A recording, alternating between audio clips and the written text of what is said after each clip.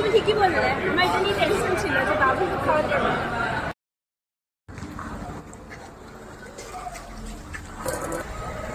রেখে দিচ্ছি, সব রেখে দিচ্ছি।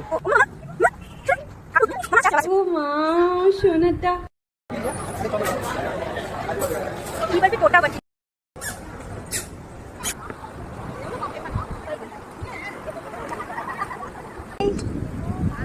হাই সোনা, হাই হাই হাই। ও কি ওটা হেল্প কি করে?